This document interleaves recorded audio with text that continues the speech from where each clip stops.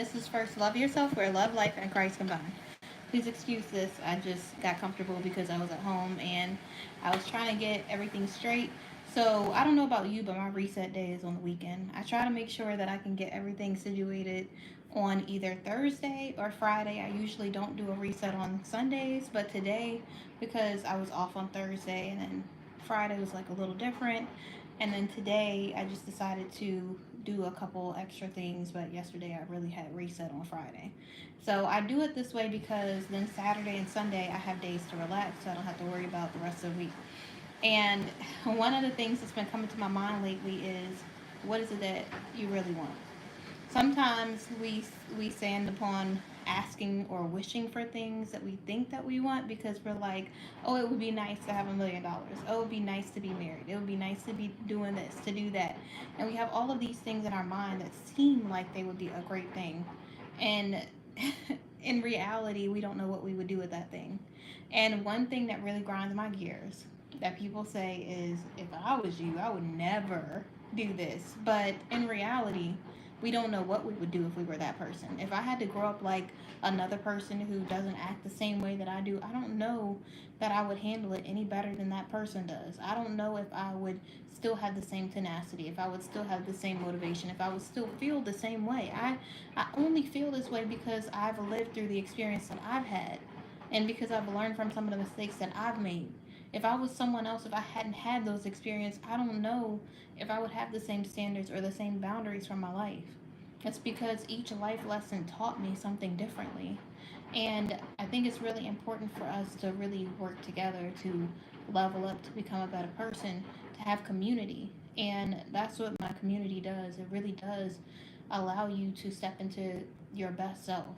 And I know when I was healing, oh my gosh, when I was really going through trying to figure out who I wanted to become, who God had created me to be, it was really hard because I felt like I was fighting this battle alone. And I know God is with me always, but without community, it just seemed impossible. It seemed like I really, if I was struggling with something, if I was struggling with temptation, if I was struggling with gluttony, if I was struggling with whatever sin, it always felt like I was in this battle alone. It always felt like God was with me, but I was really struggling to try to fight these things by myself.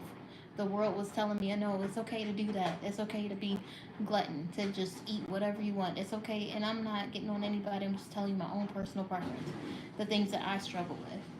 And people would say, oh no, it's okay to do that. It's okay to do this. It's okay to let this happen, to let that happen, to be like this, to be like that, to not have standards, to just settle for anything because really, and people would say things to me like in reality, like this is the best that God has. And I don't know about you, but when you know God, like I have come to know God and I'm learning more and more about who God really is, I know God would never want me to settle for less than his best.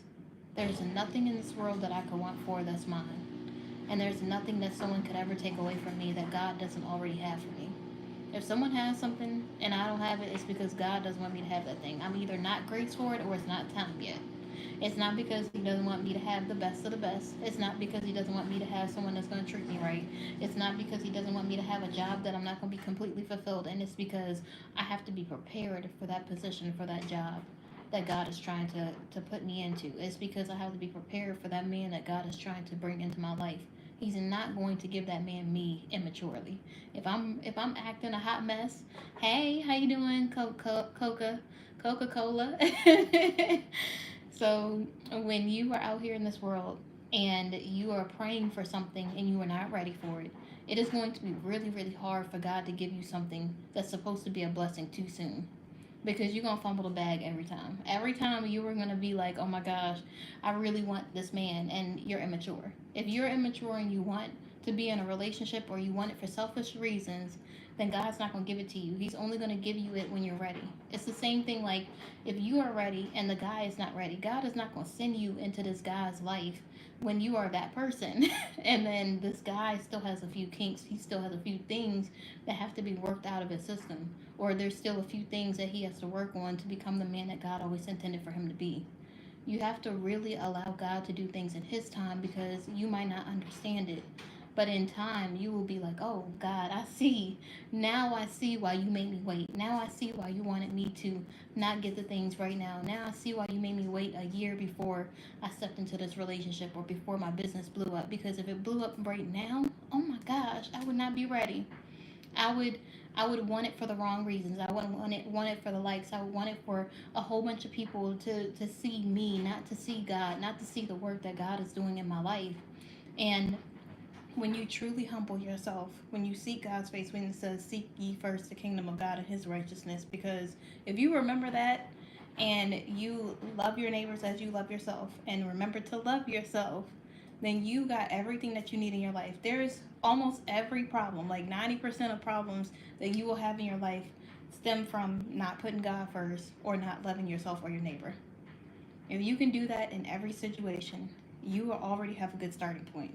So remember to do that. Remember to join the 7-day confidence challenge because I'm in this with you. I want to make sure that we are all leveling up because we deserve everything that God has for us in our lives. And you have to remember that God got your back. He is not there trying to fight you or trying to stop you from getting the things that you want in your life. He wants you to have happiness and true joy and peace in your life. But you have to get it in the right time. So remember that God got your back. And remember to love yourself. Bye. Good night, everybody.